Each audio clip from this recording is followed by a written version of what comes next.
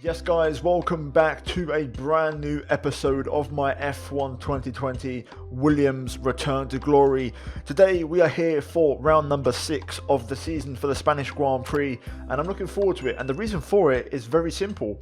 A couple of days ago, literally the day before I recorded this race, I actually had a league race around Spain, so I was pretty well prepared and had a good setup, and I felt really confident. So this could be a very good weekend for us, and actually my league racing is going to really help me out this weekend. But guys, really quickly, I'm going to get the plug out of the way. If you missed the previous episode, then go check it out, guys. The Dutch Grand Prix at Zandvoort. I'll leave a link up in the top right hand corner of the screen. Hopefully guys check it out and let me know what you think of that episode. But anyway, enough waffling, let's get the episode underway. Like, subscribe, all that good stuff, and let's get my secondary home race for the Spanish Grand Prix underway. Here we are guys, back in the menu, looking at the weather forecast this weekend, and of course at Spain, no rain expected, nice conditions all weekend long. We then look at the R&D graph, and we do lose even more ground to Alpha and Haas, which is quite disappointing, but again, not entirely surprising. As we addressed in the previous episode, it just seems like we're getting that developed at the moment, and that's just the way it goes.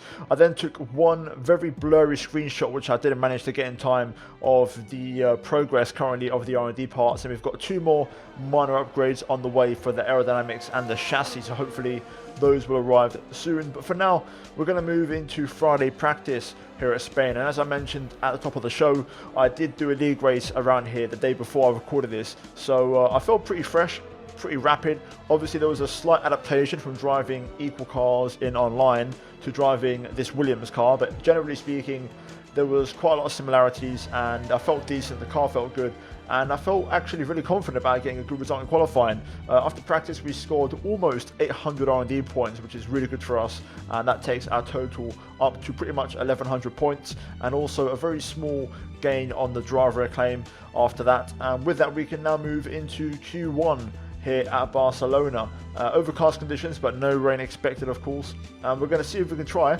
and get to Q2 once again, because we've had a pretty good streak of that. Qualifying has been decent so far this season, and I think we've scored points as well in every single race except for Bahrain. So generally speaking, it's been a good season so far, or dare I say a great season actually. But in Q1 you can see here on my first qualifying run, I get a little bit of dirty air and also just some understeer, which I don't really know where it came from Charles Leclerc and also from my own car. I decided to keep on with the lap anyway, as I did lose time by running that wide and I wasn't fully flat out, I had to lift.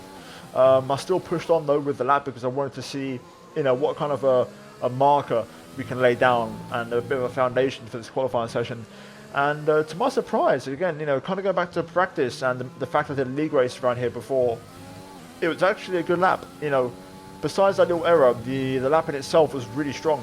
We set a 15.7 and we go ahead of Grosjean and Raikkonen, just behind Sebastian Vettel. Eventually, later on in Q1, we got pushed down to P15.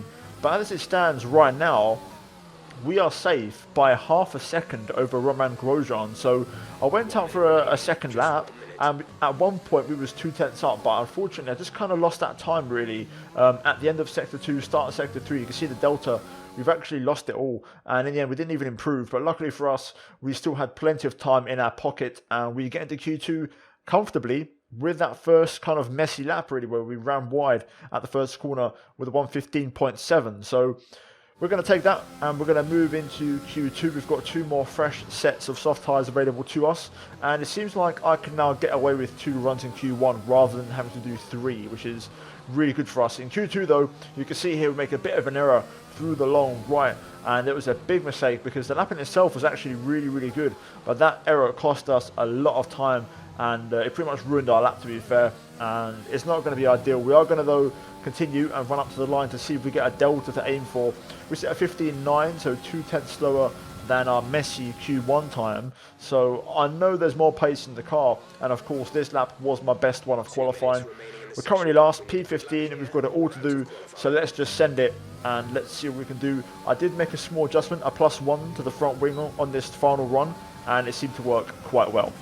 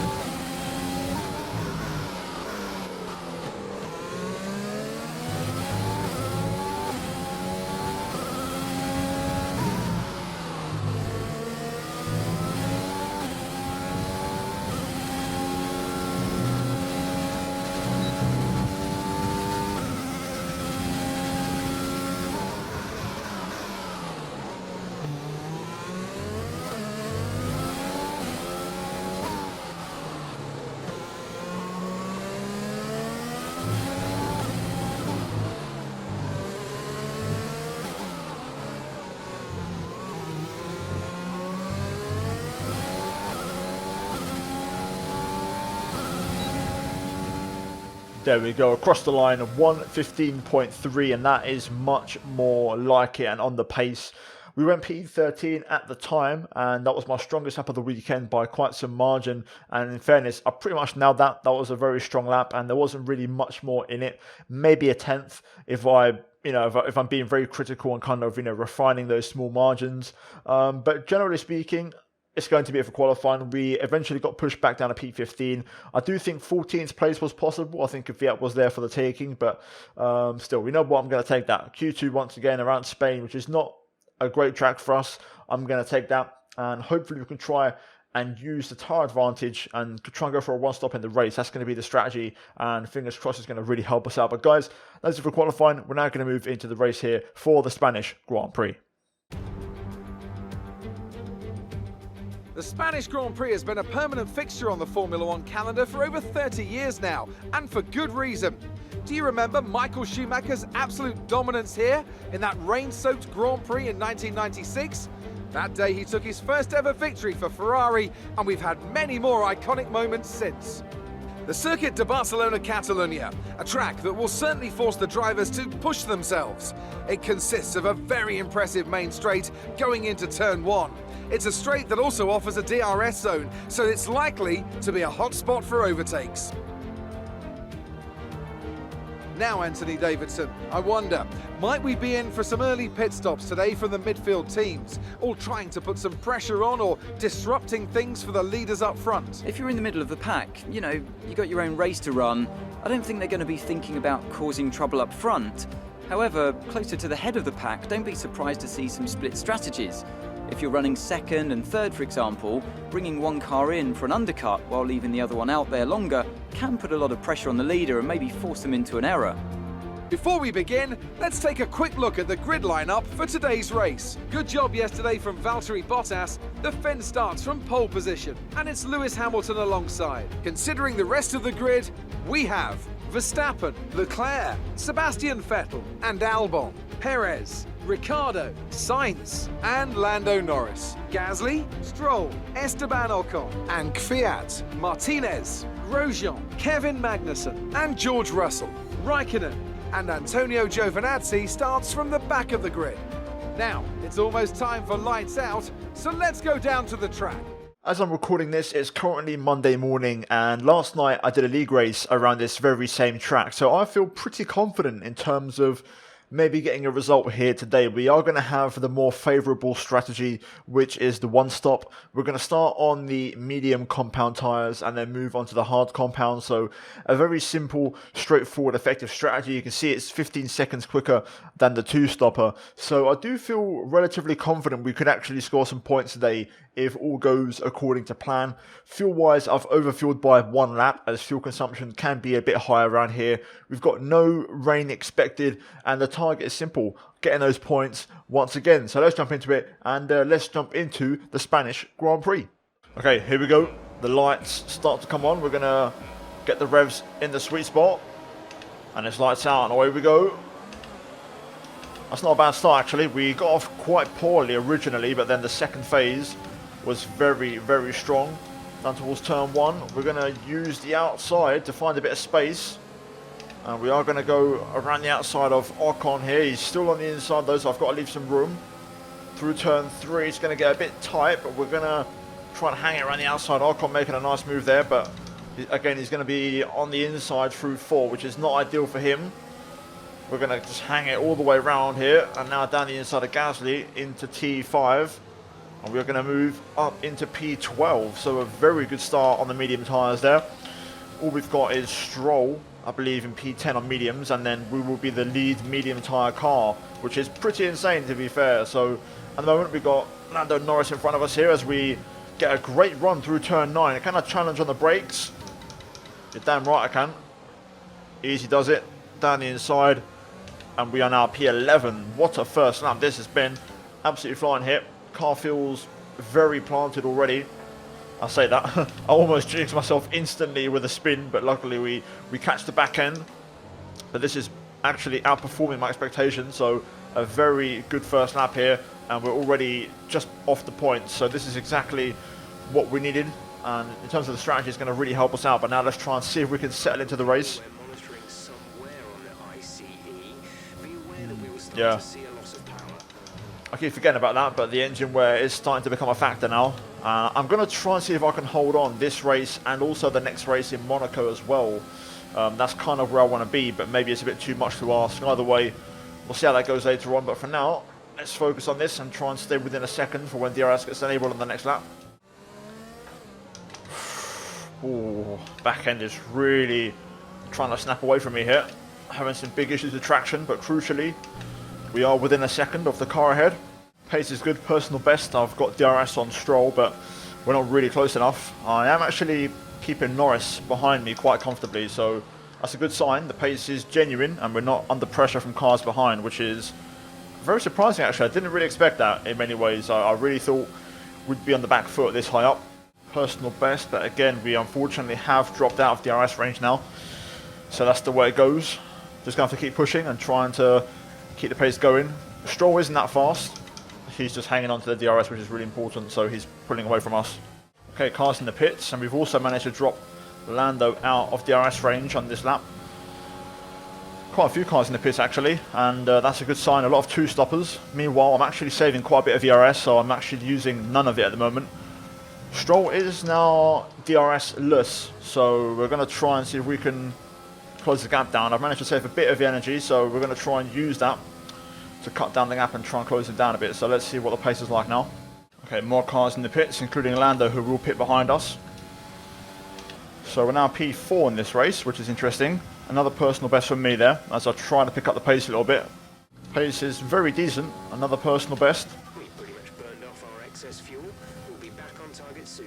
Don't wait too long to turn the engine down. Engine wear's getting a bit high now. We are pulling away from the cars behind slightly, but Stroll is actually pulling away from me, so I was wrong about Stroll. Racing point's pretty quick, at least at this stage of the race, so I can't see us catching, but for now we're keeping Gasly behind. We're slowly increasing that gap. At the minute I'm driving absolutely beautifully. Car feels great. We're approaching the pit window. You'll be on the hards. Yep, and hopefully those tyres will be okay as well, but at the minute we're looking very good. This is kind of like an overcut really, going very long, and I'm curious to see where we actually feed out once we do our pit stop, because I feel like we're avoiding all the carnage, all the battling, we're keeping it clean, we're doing our own race, and the pace is super consistent every single lap. I'm just pumping in those very, very similar laps, and it's paying off. Hamilton and Verstappen pit. Stroll stays out, as do I. We're boxing this lap. Give us the best in lap you can. Yep, that's what we're going to try and do. We're going to rejoin right next to Verstappen, which is not going to be ideal. He's going to be on cold tyres. We're going to get held here a little bit. Come on, Max, get on with it, sunshine. There we go. Right, let's have a good in-lap if we can. Okay, we're going to pit then. We're going to benefit as well from having the very last pit box. Trying to hold it in a nice high gear through here to try and save as much fuel as possible. Into the pit we go. Avoiding the cone, of course. Slowing it down beautifully. There we go. Second gear in the pits to try and get some fuel on board. Hopefully we'll try and save a little bit. Stroll pits as well for the hard tyres as expected. But we're going to have no hold-ups, which is perfect for our strategy here. Here we go. Exit now. 2.4 again. The team is very consistent, which I like. Look after these tyres now. We want to finish the race on this compound. We've rejoined P16. There is an absolutely colossal train in front of us of midfield runners. So we're going to try and get onto the back of that if we can. But a lot of those guys will have to stop again. So let's just try and focus on having a nice clean out lap here. Okay, Russell pits. A couple other cars in there as well. Let's see where Gasly is. Here he is, leaving the pit exit now. We're comfortably out ahead of him. No need to use any ERS on that lap, which is good. Let's try and catch up to this train now. There we go, personal best straight away on these tyres. Without really trying, you know, the ERS wasn't used, and to be fair, I was running standard mix really for most of the lap. I'm trying to keep the little bit of fuel that I have left and trying to save some ERS while I can. Pace is decent though, and we're pretty much similar pace to the cars ahead, so hopefully we can naturally just catch them, hopefully. There we go, cars in the pits. As we set a personal best into the 118s. It's just picking up the pace a little bit there because the AI kind of picked up their own pace on that lap, so I felt like I had to respond. But ideally I'd love to catch up to some cars ahead for some DRS, but I don't think it's going to happen, so for now I just got to try and keep Gasly out of mine, and then we're going to be okay. Similar to the last race where we kind of you know, kept cars behind us out of the DRS. And I think it was Albon in Zandvoort. Well, the same thing again, but this time with Gasly. Yellow flag at the hairpin. Something's happened further back. More cars in the pit lane as well. I'm waiting. Safety car, there it safety is. Car. No overtaking, reduce your pace. I had a feeling that was going to happen. Positive as we form up. Well, this is going to be interesting. 13 laps to go. We are P7, net P7, but that safety car means we're going to have a massive train of cars behind us. Ooh, okay, Lando Norris pits as well, and Leclerc as well, so we could be P5 here. Oh wow, that is very surprising. So the strategy has really worked out perfectly for us. Now we've got a hold just 3/4 of the grid behind us. Not a big deal. I'm sure we can achieve that. Okay, it's time for the safety car restart. Tyre temperature isn't great, but I'm going to try and make it work. Hopefully we can get away with it. Let's get the engine turned up. This is going to be a tricky little restart, this one. Here we go though, underway. Oh, struggling for traction big time. Let's just make sure we use full power here to stay ahead of Gasly, who we know the AlphaTauri, how quick it is in the straight. Look at this, we're getting left for dead in the second phase of the straight. Oh, I had to go very, very deep on the brakes there to hold on to that. Oh, big snap again. Come on, let's try and hold on here. Tires are cold, we're not running at full power. I mean, I am, but it's not enough compared to everybody else. Crucially though, we hold on, that was the bit that worried me. We're going to be okay now. Just got to make sure I keep my head down. Oh, another yellow behind. Another issue. Not another safety car, please. I want to just get to the end now. Oh, no. ESC deployed. The virtual safety car has Oh, been dear. deployed. We need to keep a positive delta here. Slow down, maintain a positive delta. George again. That's so unfortunate. Second retirement of the season already for Russell. We've got to start working that durability, man. Because it's going to start affecting us and costing us points if we're not careful. I'm definitely going to work on that, I think, in this episode. ESC ending, we're going green. Maintain positive delta until the green flags. Alright, here we go. That wasn't a great VSC, but crucially we didn't lose out to anybody. DRS now enabled, and I'm trying to drop Gasly here. Trying to push as hard as I can. I used quite a fair bit of fuel in the DRS, but we've got it done. We've got the 1 second window that we need. Very important, and that was a big lap as well. 6/10 quicker than anything I've done in this race so far. But you can see Gasly's still flying on the straight. It's unbelievable how fast the AlphaTauri is at full power. It does feel like the engine where it's affecting me now. I'm losing a lot of time on the straight. I left the final corner at 9.5 tenths clear of Gasly, and by turn 1 he was 2.5 tenths behind me. So obviously we know how quick the AlphaTauri is on the straight anyway, but I am down on power. I can't even hit 300 k's on the straight. So we are in a bit of trouble here, and we are definitely noticing the engine in this race, which is not ideal. But crucially, I've got fuel in the RS, and I'm going to use it in the key areas. As long as I get a nice clean run through sector 3 and get that exit onto the main straight, we're going to be okay. So here's an example of what I mean. I'll nail this final sector, and I will get the gap to Pierre to like 9 tenths. But then on the straight, you'll see, look at the delta. He's just going to start catching, and catching. Look at him go. I'm going to have to actually respond here. I'm in trouble. I need to use the RS to stay ahead. But that AlphaTauri is fast on the straight. I'm going to cut him off right at the apex. That's my ticket for freedom. Let's see if we can do that. Bit of a dirty move there, but we'll see if it works. I can't lie, guys. We're really hanging on now for dear life. I've got no fuel or ERS to work with, unfortunately. I didn't really save any under safety car VSC because I wanted to actually burn some. I don't want to be overweight or heavy. I want to try and be as light as possible for maximum pace, but we've got no ERS to defend with. This sector 3 has to be perfect every lap so that I get some kind of a gap on the pit straight to Gasly, because if he catches me, it's game over because he's so fast on the straight. So far I'm nailing sector 3 every single time.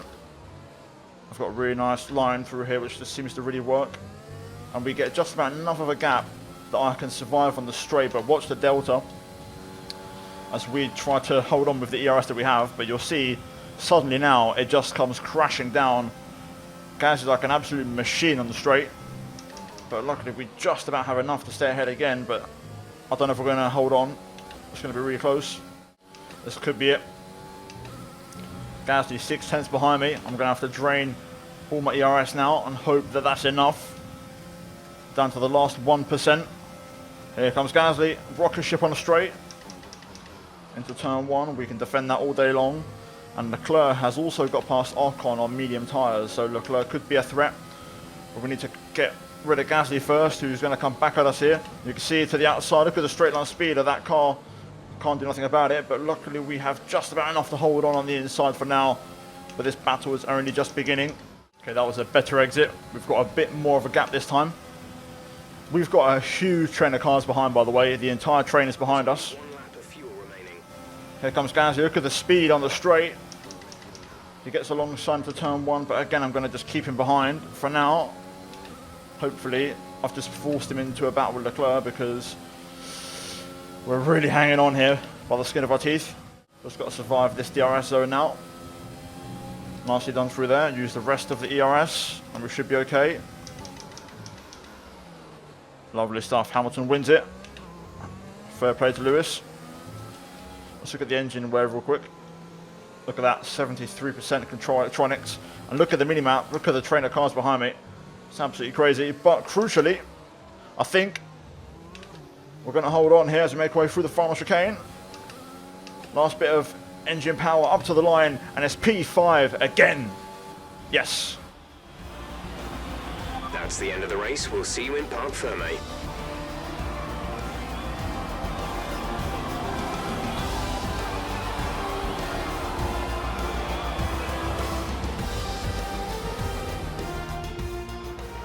That's it for another Grand Prix and a fantastic win for Mercedes.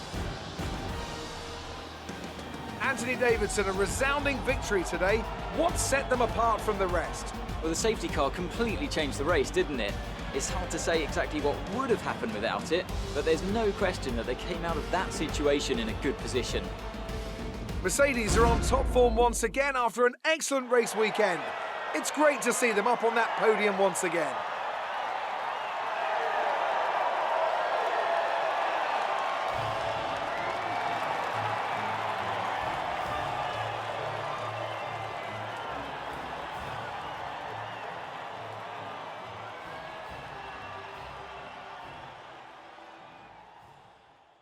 There we go, guys. The race results are in and we keep scoring the points, and it's massive for us, guys. We're scoring race after race after race, and the consistency is incredible.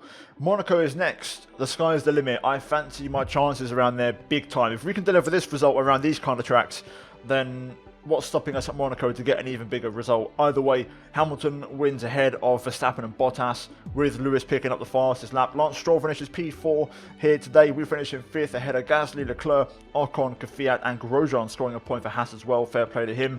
Missing out the points, we have Perez, Magnussen, Ricciardo, Sainz, Norris, Albon, Raikkonen, Giovinazzi, and then George Russell and Sebastian Vettel DNFing from the race here today. We then look at the standings, and after that race we move up to 4th place, and we are behind both Mercedes and Max Verstappen. I don't even know how crazy that is because I can't even begin to describe it, but somehow we're up there and we are ahead of Charles Leclerc, Ricciardo, Albon, Ocon, Vettel and Perez, Stroll, and the list goes on. We are in 4th place in the Drivers' Championship. We then look at the Constructors, and we are also in 4th place as we draw level in points with Renault, but on count back to my podium at China, we are ahead of them. Crazy. Absolutely insane. I can't believe it. 4th in both championships after 5-6 races. That's pretty mad, to be fair. But there we go, guys. That is it for the race here today at Spain. We're now going to move into the menu and get ready for Monaco. You were cutting your way through the field during the race. Yeah, to be fair, you know, the strategy really helped. I think that was the key element today. We knew we had a good car. The balance was good. All weekend long, we've been able to just push flat out, and the car's been responding. So that was the big factor today, I think. You're beating all expectations. Would you say we all underestimated you? Maybe. I think, you know, we've been working hard. We've tried to maximise every single race, and that's what we're about as a team here today. How do you feel this season is going for you? Is the car competitive? I think we're not doing too bad. I think we're on the right track. I think obviously it's no surprise the car still needs some work. I think we all need to pull in that direction, but I think it's going to be a great year for us. Well, that's everything. Well, after the race, we pretty much draw on the rivalry, so 3 points apiece, even though we finished in P5. Somehow Raikkonen managed to pull the same points as us, and we still have an 8-point lead in the rivalry. We also pretty much leveled up to level 6. Somehow we didn't go up there, but we shouldn't be too far away, and hopefully we'll achieve that in the next race.